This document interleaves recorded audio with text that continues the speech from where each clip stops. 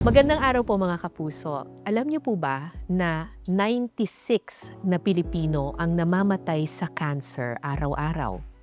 Pero ang kwento po natin ngayong araw ay hindi po kwento ng lungkot at pagkamatay, kundi kwento ng buhay at pag-asa. Oo, tungkol po sa cancer ang topic natin ngayon, pero tungkol sa pag-asa at sa buhay na dulot ng sakit na ito.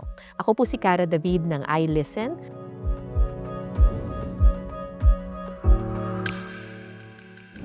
At ang makakasama ko po ngayong araw ay isang napaka-inspiring na babae, si Ma'am Marivic Villacampa. Ma'am Vic, Yes po, isang ma'am. high school teacher mula sa Silang, Cavite. Thank you for being with us. Opo. Kayo po ay diagnosed ng breast cancer. Opo.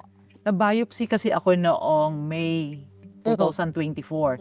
Tapos, upon result po, nalaman ko na ako po ay breast cancer stage 4 triple positive na yung based on the biopsy nga, yun yung kaso ko. Stage 4 agad?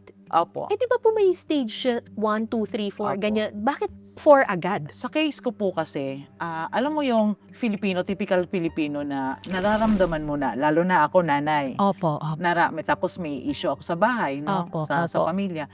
Nararamdaman ko na, pero yung pain na naramdaman ko ay siniset aside ko kasi may anak akong PWD.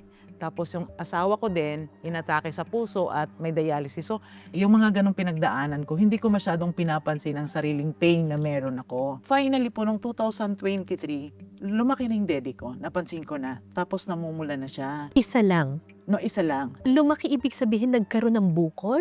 Opo, lumaki. As in, sobrang laki. Kung ito yung typical kong dede, Oo, yung oo. dumoble siya ng size.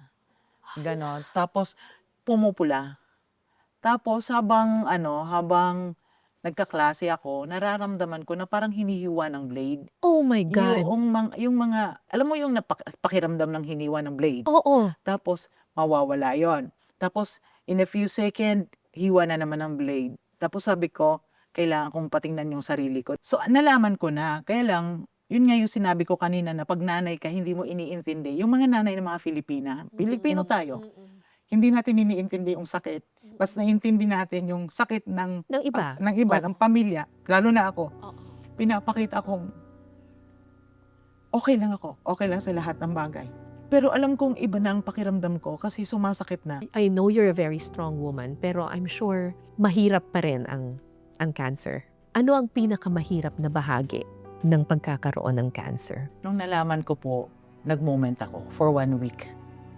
Nag-moment ako. Hindi ako lumabas sa kwarto. Nagsiself-motivate kasi ako sa sarili ko. Ugali ko yun, ma'am. Marivic, nakakahiya kay Lord. Hindi yan ang usapan nyo ni Lord. At saka hindi ka nilikha ni Lord na ganyan. Tumayo ka na. Hindi pwede, kumilos ka. Harapin mo ang katotohanan. Doon po. Tapos sabi Anong ko, ginawa ninyo nung 1 week na nandun kayo? nung malaman ko talaga kung ano ng kaso ko, nung sitwasyon ko, umiyak, nagdasal, hindi lumalabas.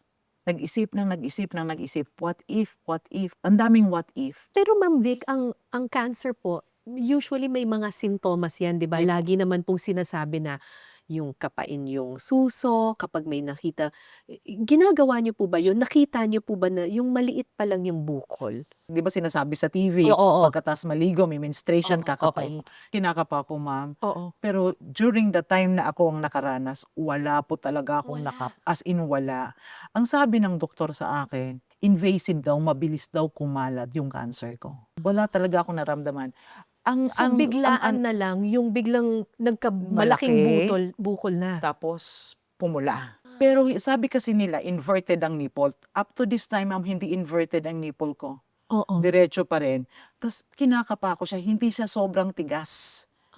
Tapos eventually na lang, naramdaman ko, as yung progress ng pagpupula-pula niya, tumitigas na siya. So biglaan, yung nakuha ninyong cancer talagang biglaan dumating. Opo, opo.